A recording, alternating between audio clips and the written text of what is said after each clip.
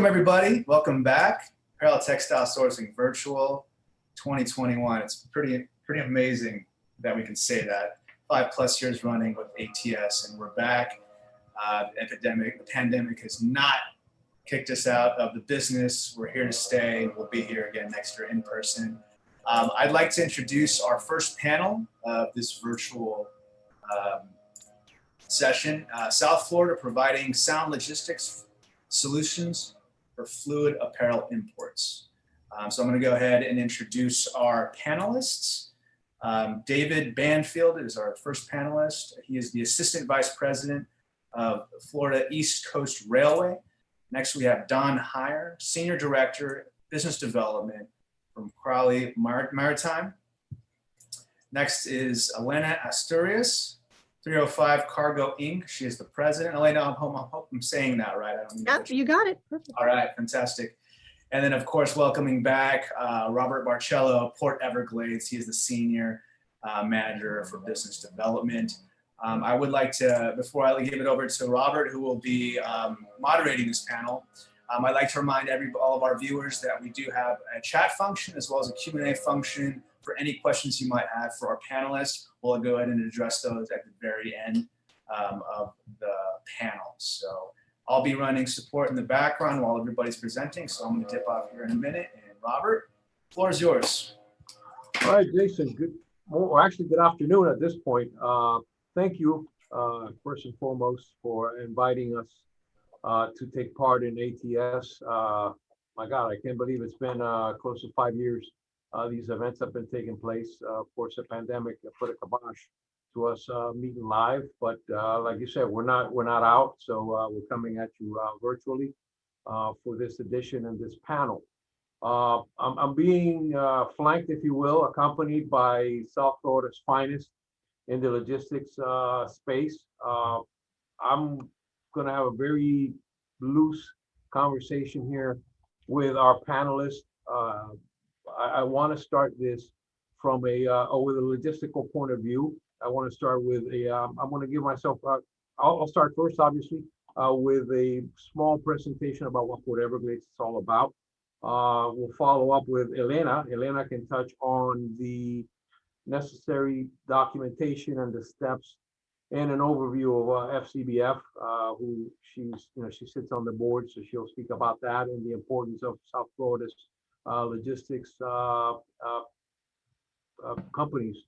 We're going to follow up with Don Heyer with Crowley. Crowley is our main line coming into Port Everglades, and they are a very dominant player in the apparel space. And then we're going to end up with saving the best for last, Mr. David Banfield, who will talk about the Threads Express and the connectivity that the FEC provides South Florida in as far as getting apparel from South Florida all on up the East Coast and the U.S. in general. With that in mind, I'm going to see if I can share my screen here and start a brief presentation about Port Everglades. Can you guys see that? Yes. Yes. Perfect. Well,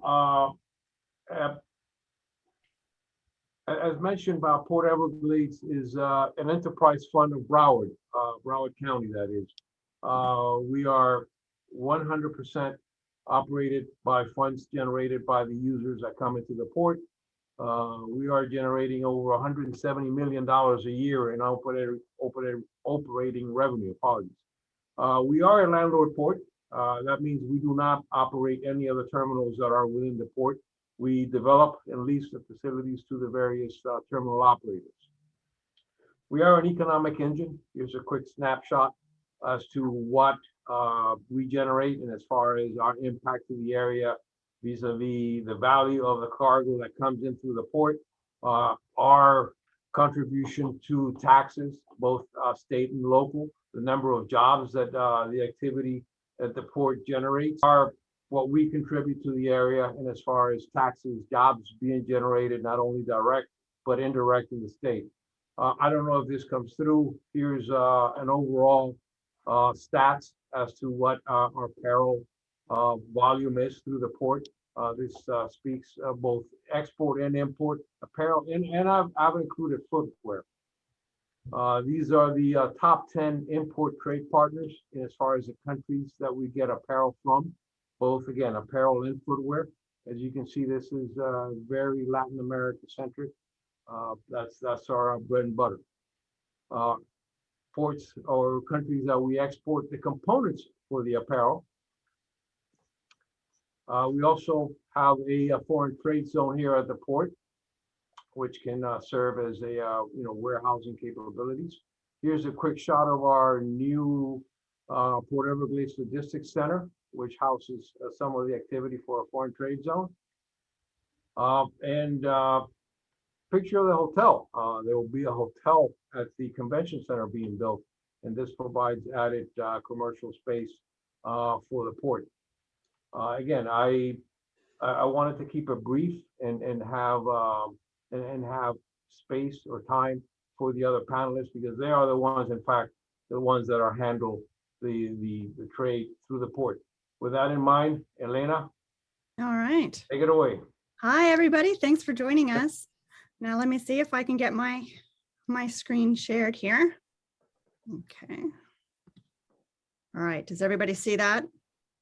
Yes. Got it. Okay. So as a broker, I'm dealing with clearing textiles, apparel, footwear into the US on a pretty regular basis. And one of the things that I wanted to share with the people who are joining us today is that I'm also a member of the Florida Customs Brokers and Forwarders Association.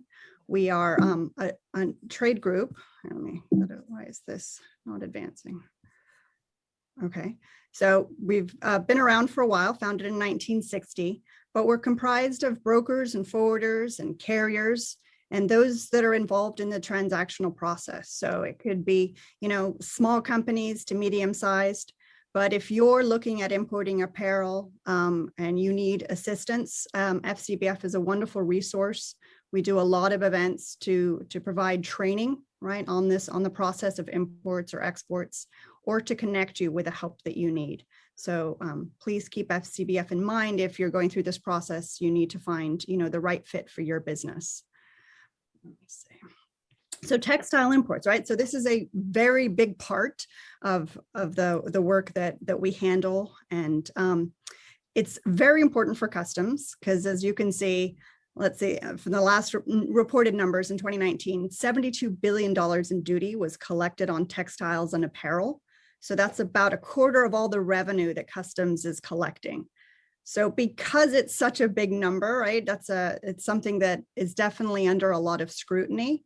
Customs has designated it as textiles and apparel as a priority trade issue. So it's something that if you're in this space, if you're importing, then you do want to be aware of the requirements. Generally, if you're not importing from a country that has free trade, then you're going to be paying significant duty rates. I mean, they average from about 16%, which is common for products that are primarily cotton, to 32%, which would apply more for synthetic or artificial fibers. So then on top of that, we have, if you're importing from China, we've got these Section 301 tariffs that will apply to a lot of items, and it varies, but that can be an additional 7.5% to 25% on your item. So a really good starting point is knowing the classification, right? That tariff code for your item and figuring out, what's going to be due. So just a couple tips, I deal with a lot of small companies and I've worked for some big ones, and some lessons throughout this. I said, I've learned so many things the hard way, which I have found to be so inefficient. So any information that I can share, I'm happy to do so. A really good thing that you can do is it sounds so simple, but really I see paperwork every day that doesn't, follow these guidelines, is making sure your documentation is complete, making sure descriptions are consistent. If you have a shipment description on your bill of lading, it should really match up with your invoice. That sounds really basic, but sometimes we request corrections because that isn't the case. Apparel, right? Because I mentioned it's something that customs cares a lot about because we have significant duty implications. The best description you have, or the better the description, the more helpful it is. The big divider that we have for apparel, right? The first branch is whether an item is knit or whether it's woven. So having that on there is helpful. I don't want to see an invoice that says men's shirt. I want to know if it's a knit or a woven. I want to know about that fabric composition. And a lot of people on today's call are familiar with these things already. But is it primarily cotton? Is it primarily synthetic? Right? That's really important because that gets us to the right classification. And then also putting whether the item is for men or women, boys, girls, or if it's an item for babies is important. Let's see. Another thing that you can really help yourself is labeling. So Customs has these marking requirements where they say the US consumer, right? The person that is buying your good has a right to know where products are made. And the labeling has to be clear, right? So for example, it should say made in China. Putting PRC is not enough, right? They've decided that the average consumer is not going to understand what that means, so they want it spelled out. We've also got labeling requirements for that fiber composition. So really knowing what is in your garment is really important. And then the manufacturer information also has to be listed. Now, if you don't want to put the manufacturer name, we have something called an RN number. It's a number that you can get from the Federal Trade Commission. It's a pretty straightforward process, but instead of putting the manufacturer name, once you have an assigned RN number, that can go on the label instead. And these labels need to be properly attached to the garment so they can be thrown in the wash and come out and the information is still legible and it stays on. Sometimes people put on these hang tags, right? Which might be okay for prices and it might be okay for certain information, but it's not going to be okay for your marking requirements or your manufacturer. And then the other one, as we can see actually in the picture, this is a care label. So it's telling the consumer, hey, how do I take care of this? Is this an item that I've got to take to the dry cleaners or is it something that I can wash myself? So you have a couple processes, right? You've got your financial transaction, you've got your documentation transaction, and you've got your cargo transaction. And if Customs is doing an inspection, right, they're going to be reviewing that product. As a broker or forwarder, we may not get to physically see the product, but if Customs stops it, opens up a box, and there aren't any labels, that's going to be an issue. So making sure you understand what information has to be on the label and what format is really key. And there are a lot of resources available for this. The important takeaway is to know that that's a requirement. When you're working in the textile and apparel space, it's a little bit different, right? You've got more requirements. Then also just be aware if you're importing things such as children's pajamas or rugs, mattresses, you have some flammability standards that you've got to manufacture to, and they can ask you to prove that your product meets those standards. So if you're getting involved with a product, such as this, be aware there might be a little bit more that you need to review. The first thing when you're importing is really what's my product and who's interested in it. As far as that transactional process, one of the first, the Customs becomes aware that there's a shipment. Generally, the first step is when they receive an importer security filing. This is an advance notice to Customs. It's like, hey, heads up, there's a shipment on the way. And this was something that was implemented after 9/11. It was to try and help Customs and the other agencies, give them more visibility about what's coming in. And also if they feel that from a security standpoint, there's maybe an issue with that supplier or that carrier, they know about that shipment much sooner so they can stop it if need be. Everybody should be very familiar with this requirement, but it is part of import compliance, making sure that it's done on time so that you don't have, penalties or issues. Ocean shipments can be presented for clearance up to 5 days before arrival in the US. So make sure that you're working with your customs broker, your carrier or freight forwarder to really, manage the arrivals, making sure you have documentation that's needed. You know, you've depending on where it's coming from, right? We might have a lot of time on the water or not so much, but managing that process and making sure that we get stuff done on time. Real estate at the port and the airport is expensive, so we want to get that cargo moving. Another big thing, and this absolutely applies to textile, apparel, footwear to a very big extent, is checking for intellectual property rights. This is another issue that customs is taking very seriously. So if you are importing something and Gucci is the owner, you've got to make sure you have a trademark authorization letter. And what I would say to you is that if this is what you're doing, make sure that your customs broker has a copy of that authorization letter from the get-go. When we file the paperwork, we have the ability to put documents into the system. And if customs is going to do an exam, they might look and see if there's any paperwork there already. And we can help speed up the process by saying, look, this is a legitimate import. The importer is authorized, and here's the proof, right? Instead of having to wait for an exam and then an officer to say what it is they're looking for. So that definitely can speed things up for you. And then, you know, Robert mentioned we handle a lot of cargo from Latin America and the Caribbean region. A lot of those countries are part of trade programs. We have, you know, I think about 15 different trade programs, which are wonderful benefits as far as duty savings. As you saw on textiles and apparel, it can be pretty significant money. One of the things you just really need to be aware of is that you're making a claim. So it's great you're filing that and you're not paying the duties, but the flip side is you may have to prove it. So I always say it's one thing to clear cargo today. It's another thing to have it stand up to scrutiny, you know, 5 or 6 months from now. So make sure you understand what you're doing if you're working with a free trade program, because there might be a lot of documentation that you're going to need, and a lot of it may have to come from the supplier.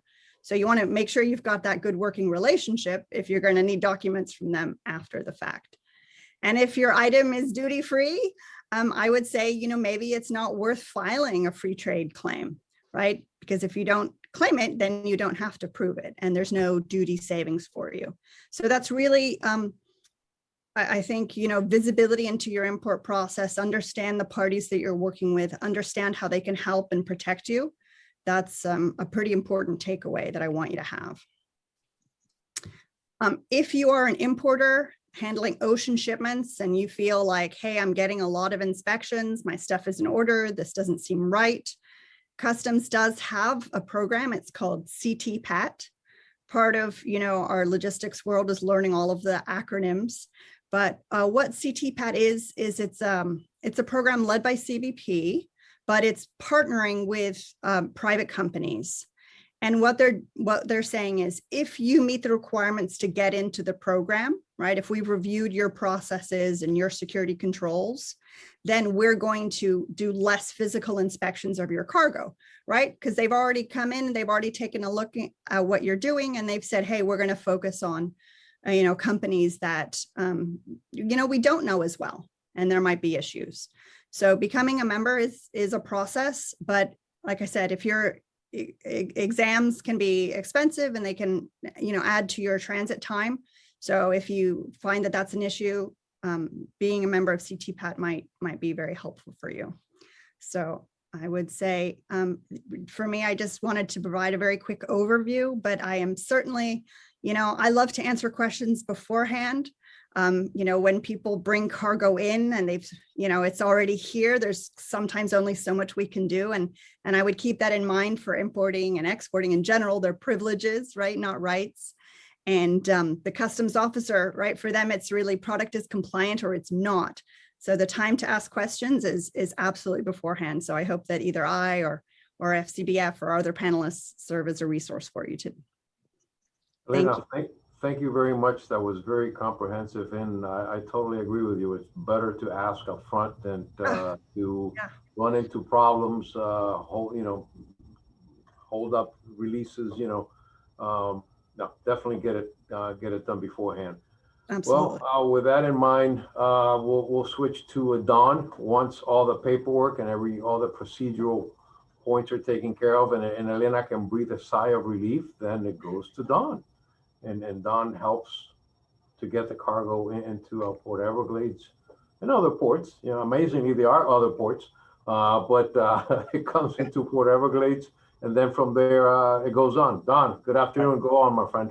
Thank you so much. It's great to be with everybody. Hope my audio is okay. Sounds good. It's perfect. I want to express my thanks to the ATS team. And for those of you out in the audience that I know, I'd like to say hello. And for those that I haven't met, look forward to engaging with you in the future. So I wanted to just take a few minutes today and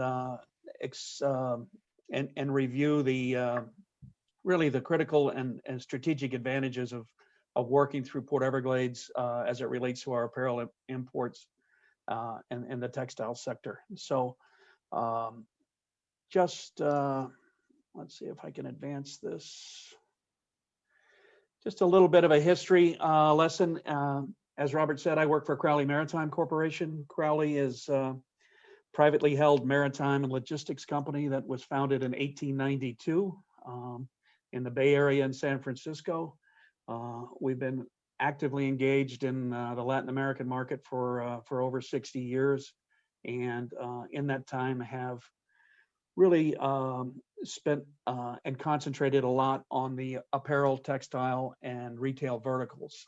So Crowley is, as I said, a privately held company, currently run by Tom Crowley Jr. It's the third generation to run the company.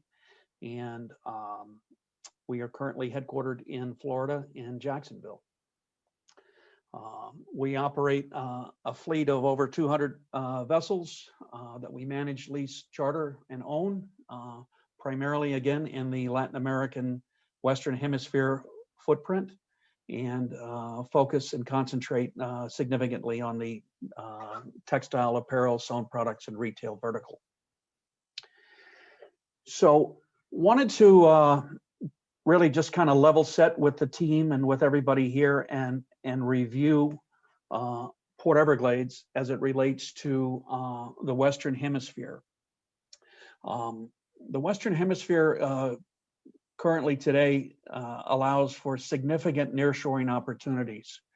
You know, within the footprint of the Western Hemisphere here, we basically have kind of divided it between Central America and also the Dominican, Haiti, and the Caribbean sector. So within what we call the northern zone, or the 5 countries that constitute the northern zone of Central America, ocean service, be it with Crowley or be it with other carriers, is primarily focused between 2 ports, Santo Tomas and Guatemala, as well as Puerto Cortez and Honduras. Cargo from El Salvador typically transits northbound through Santo Tomas and Guatemala for departure, and cargo from Nicaragua typically transits northbound or southbound through Puerto Cortez and Honduras. There are, between Crowley and other carriers in the market, there are, into Port Everglades, there are a minimum of 8 sailings a week out of that theater that go up into Port Everglades, providing a lot of capacity and providing multiple and frequent sailings to move your freight. If you migrate over to the Caribbean sector, you have, the Dominican and Haiti. Crowley operates 2 sailings a week out of those markets into Port Everglades, and then you have other carriers as well that operate there, giving you typically a minimum of 5 sailings a week as opportunities to move your freight from Hispaniola up into Port Everglades. So the point being is that there's significant, frequent, and capacity available in this hemisphere. And for those of you who are either new to importing or new at sourcing in the Western Hemisphere, obviously that's an important consideration if you are currently engaged in the Asia theater and facing some significant challenges in moving and sourcing goods from Southeast Asia, the subcontinent, or out of China just from a capacity and a frequency standpoint. So, key takeaway there is there's space available, there's frequency available. And then an important point that I wanted to demonstrate here, these are the transit times for the ocean vessel from sea buoy to sea buoy. So this takes into account basically the transit for the ship once it has loaded and the cargo is on board and we have departed the port and we reach the sea buoy at origin, let's say. So we're transiting out of the port and out of the bay, and we're en route to Port Everglades. From Puerto Cortez into Port Everglades, the transit time is only 50 hours. From Guatemala, it's 52 hours. From Rio Jaina in the Dominican Republic, you're looking at 60 hours. And from Port-au-Prince in Haiti, 41 hours. So again, this just demonstrates the competitive advantage from a logistics standpoint of sourcing in the Western Hemisphere. Now, obviously, you have time prior to the vessel sailing, and you have time after the vessel arrives.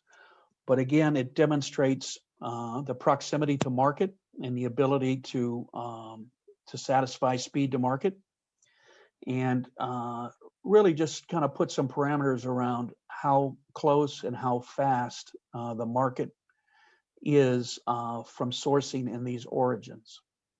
So again, as you compare that to what's available currently out of Asia, Southeast Asia, or the Indian subcontinent, and the transit times associated with that, you'll see obviously some significant opportunity there if you're sourcing in the Western Hemisphere. So why Port Everglades? We talked about the multiple sailing options per week from each of the markets in the Western Hemisphere that primarily service the sewn products business. The terminal efficiencies. Speaking from a Crowley perspective, our average gate turn time, if a truck comes to our terminal, the Crowley terminal in Port Everglades, and the trucker brings their own chassis, that trucker averages 34 minutes on the terminal to get in and get out. If a truck arrives and needs to pick up a chassis and needs to load a container, they're looking at about 56 minutes in and out.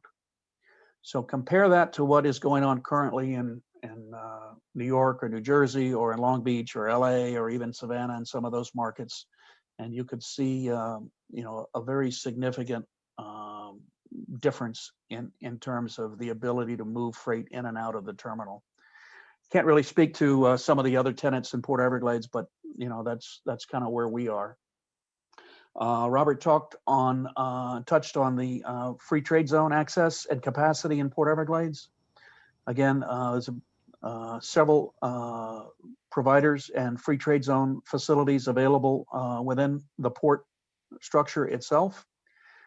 These provide a great opportunity if you are importing goods and will be further exporting them to other markets. So if you are sourcing in Latin America and bring cargo into one of the free trade zone facilities, you can then re-export those goods, obviously, to Europe, to Africa, to other markets from Port Everglades using connecting carriers or using line haul carriers in those markets. South Florida has terrific warehouse and cross dock and DC bypass capacity.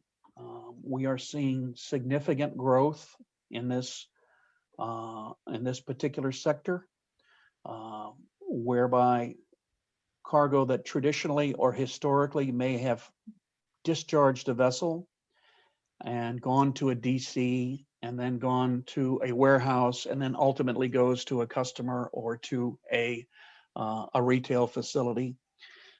Several of those legs can be cut out by moving the cargo direct to a warehouse or cross-dock facility in South Florida or at the port.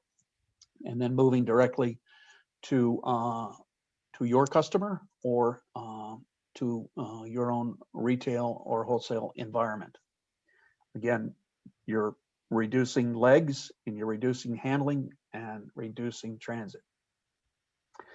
And then also wanted to touch base, there's a terrific asset that's available in Port Everglades with the Florida East Coast Railroad. The FEC rail track is right there on the port. And it allows for direct movement from PEV to Atlanta, to Charlotte, to Chicago, and the New York regions. And is a fantastic and great tool to utilize. It provides direct access, as I said, off the port, but it also provides capacity. The trucking capacity in the U.S., as most of you know, is very challenging right now from a driver perspective and from a hardware and capacity perspective. So the rail option is significant and is very efficient and works greatly. It also has a green footprint, and that it significantly reduces carbon emissions versus an all-motor move if you're moving long distances. So there's multiple advantages for you to enjoy by participating or moving cargo on the rail. Elena did a great job talking about some of the perils of being an importer, and we see it every day. And we see it consistently with some people. Get your documents in order, have them correct, have them match, have the right HDS codes and the right product descriptions. There are significant trade preference programs that are available for sourcing in the Western Hemisphere and in Latin America. We have Central America Free Trade Agreement, CAFTA, is still in effect for the 5 countries in the northern zone of Central America, as well as the Dominican Republic, whereby if you use inputs from the US or any of those countries and bring those goods back, in general terms, that's a duty-free environment. Haiti also has separate programs that are available. They still have CBTPA, which allows for US inputs, but they also have 2 other programs that allow for foreign inputs and with the opportunity then to import in the US in a duty-free environment.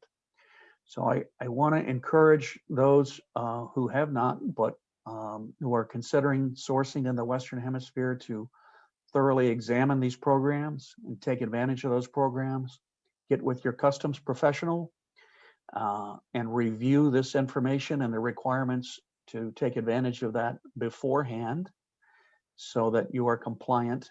But there is significant opportunity for duty deferral or duty elimination in taking advantage of these programs. And again, also wanted to reiterate on the CTPAT is a voluntary program. We encourage our clients and our partners to participate in that. It is a worthwhile endeavor in terms of reducing the exposure for you from a repeatable customs exam situation. So again, get with your customs professionals and review what is necessary to do that and to do the self-assessment. It's a great program, and we encourage it. So that, I think, is it. My contact information is here. If you have any questions, feel free to reach out to me directly, either by phone or by email. And I appreciate the opportunity to share some thoughts as it relates to sourcing in the Western Hemisphere. again, you've got plenty of capacity, you've got service, you've got frequency, and you've got speed to market. So look forward to hearing from you or engaging with you. And thank you for the opportunity today. David? Thank you very much, John, Don. This is just to add, I love the slide showing the transit times in hours, very airline-like. I love that. And I wanted to add from, you touched that it was from sea buoy to sea buoy. Here at Port Everglades, from sea buoy to terminal is 45 minutes. So that's yet another advantage of using ports, our port. Other ports take significantly longer to get from sea buoy to a terminal. So 45 minutes is, I think, very good. Thanks again. Absolutely. Senor Banfield, yes, sir. you're Well, up, buddy. that's a great entree there, Don. We really appreciate your business, of course, and being supportive of our Threads Express service and also our Piedmont Express. Let me see if I can tee this up here. Don, I think you have to let go of your sharing screen part so then we Yep. can take over. Okay.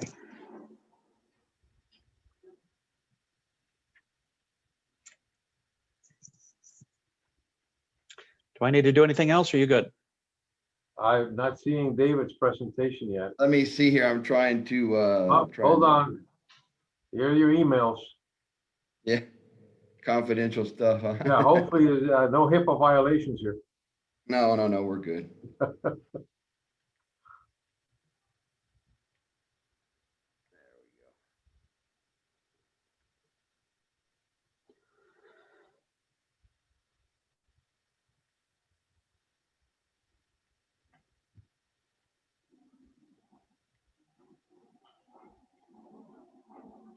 Nothing yet. Can you see it? No, we're still seeing your emails. Okay. Let me see here. Your screen. I can see it here. Do you have multiple screens? Yes, I do. Hold on for a second here. Right. I want to just close your other stuff. Yeah, close your email. Yeah, hang on here. There you go. Now? Nope. Now, so we see you. Okay. We see a whole lot of David.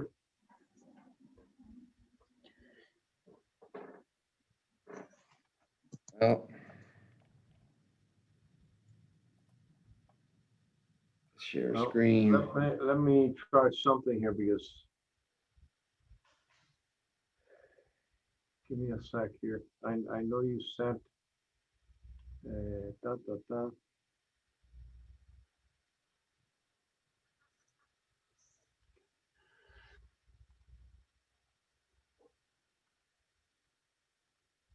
All right. Apology.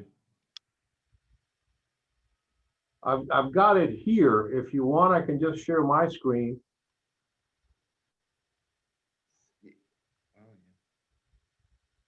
Could do that and just talk to it, Dave. Yeah. Yeah. Yeah. Was the issue just sharing the screen on your end? It says share screen. How's that? Can you guys see it? Yeah, we got it. Yep. You There can you see go. it? Yep. Okay. Very good. Just tell me when you want me to switch slides. Okay, very good. So while we were founded in 1895 by Standard Oil and Henry Flagler, so J.D. Rockefeller and Flagler were partners. I'm proud to say that we're now owned by Grupo Mexico. Robert, you can advance to the second slide. So we're basically, Grupo Mexico is structured as we have the mining division, which is Asarco and some of the other mines that we have, but it's one of the largest copper mining corporations that there is. And then we reside in the Grupo Mexico de Transportes silo in the middle. So we become part of Ferromex, Ferrosur, and IMEX is a intermodal terminal operating lift company that we have.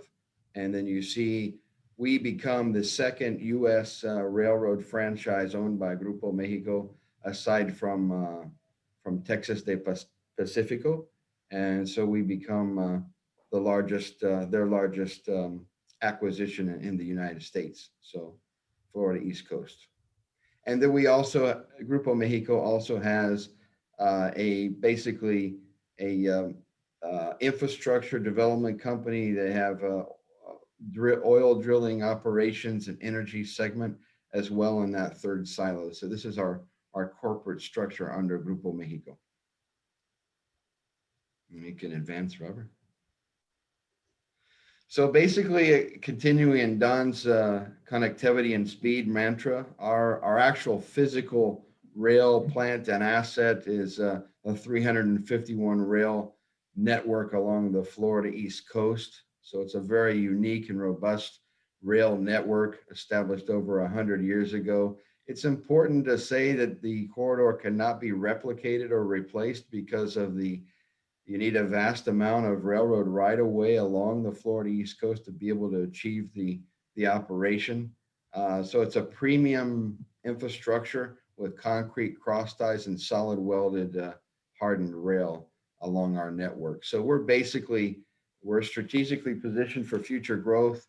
We're very heavily weighted intermodally, 70% toward our intermodal operations, and then you have 30% of our operations are our carload segment, which is your aggregate automobiles and industrial, and also ethanol train we run, a unit train down from the East Coast to Florida to South Florida. We're one of the most active and safest railroads. So we have the most intensive railroad per rail ton mile in the United States in terms of crossings per capita. We go through the densely populated regions of Florida. So we pride ourselves on a safe operation. We were the first railroad to implement automatic train control, ATC, since the mid-90s. And we're the only US with 100% active warning systems at each of our crossings along the right of way. So it's important to also say with our network that while we are a Class II regional railroad, we do have interline services to our Class I feeder partners, Norfolk Southern and CSX Transportation in Jacksonville is where we interline with them. Specifically, what we're talking about today is our textiles trains, our garments trains. And so we're talking about a long haul to Charlotte, North Carolina is the CSX Intermodal terminal that we interact with. You can go ahead, Robert.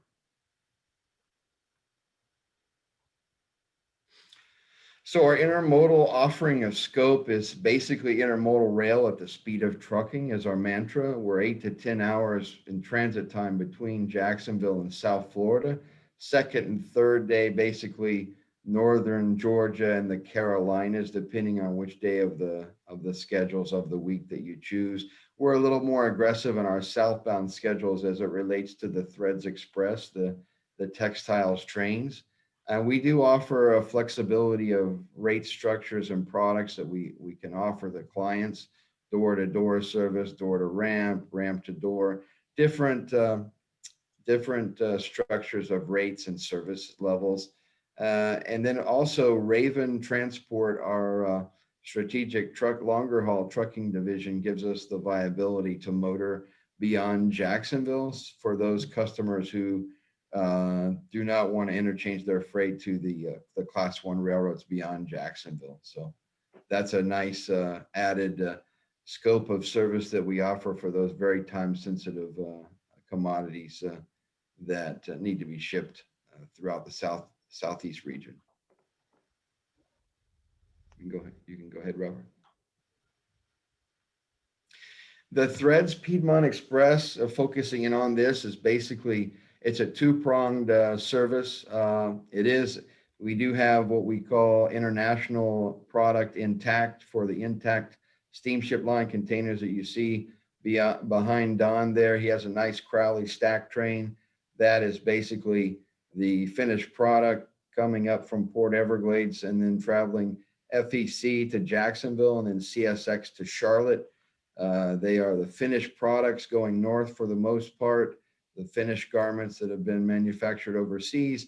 And then what is the southbound cargo is the cut yarn threads and the jumbo bobbins that the mills produce in the Carolina textiles regions to feed into the offshore manufacturing process. So it's basically a nice stable platform. We are a continuation of Crowley's good, consistent ocean service. We provide strong backhaul efficiencies, economics, very stable operating platform, and the most consistent intermodal rail solutions in the Southeast that we have.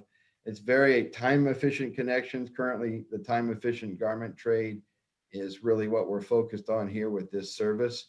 So, and then I know that for the most part, the prevalent equipment sizes are 40s and 45s for the Central America, Dominican Republic garment trade. So you have that, as I said, the intact intermodal product for the steamship line customers.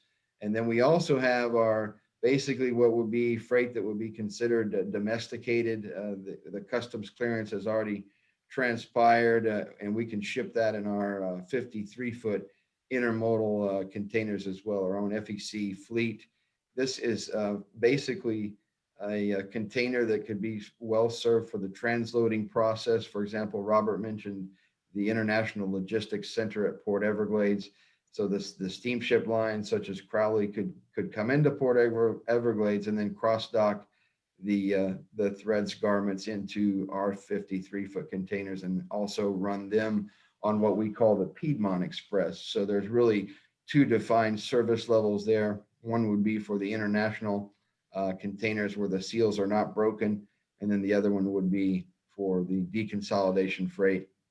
You can see the schedules here on this slide as well. It's just a very consistent service, scheduled service with our trains, multiple departures each week, Miami, Charlotte, Fort Lauderdale, Charlotte, and then vice versa. So we basically rank this in basically our South Florida service design, but focusing in on Port Everglades, it's a near dock operation here, and we provide that inland extension to Crowley and to Port Everglades customers. So you can go ahead. So really our strengths, as I mentioned, to recap, is the excellent connectivity that we bring to the table with our Class 1 carriers beyond Jacksonville and the market reach. Our quality infrastructure, you can see, is the concrete cross ties all the way up to Jacksonville, hardened steel rail, solid welded rail, and then the flexible service design that we do have in terms of the multiple modes of transportation for the shippers wanting to handle their own drayage beyond the ramp points, or they could rely on our drayage capacity as well as a final mile support of their product. So I really appreciate your time. I really appreciate the panel's patience, and Robert, thanks for including us in this symposium. No, my pleasure. Well, we're coming up on our hour here. We have about 10 minutes left of airtime before I've got to drop another quarter in the time machine. Jason, any questions? No questions. Yeah, we haven't had many questions this time around. Wow. Not sure what that means. That means we've done a good job of covering all bases. That's exactly what I was just about to say. Yeah, that's generally what that means. Yep, 100%. Good. But I would like to encourage everybody, if they do have any other questions for our panelists, to hop in, or would just like to know more about the show. We do have a feature on the virtual homepage where if you click on the show office, that's basically taking place of our show floor. You can do matchmaking, engage with other attendees, and also engage with some of our panelists. So we highly encourage you to take a look at that, in addition to our 2 show pavilions that are also within that main dashboard. So thank you again, ladies and gentlemen, for that really in-depth presentation. I hope to see you guys soon, hopefully in person next year. Hopefully next year we'll be in person. Jason, once again, thank you. Elena, David, Don, thank you very much for your contribution. I think we pretty much lived up to the billing. South Florida is in fact where you need to be for apparel sourcing and transportation. Everyone put their contact information online. If we can be of any service to you after the program, feel free to reach out. Jason, again, excellent seeing you. Likewise. That's all she wrote. That's all I got. Thanks, Well, Jason. Thank you. Yep. Thanks, guys. Take All care. right, guys. Bye now. Hi, Good everybody. afternoon, everyone. All right. Bye. Bye.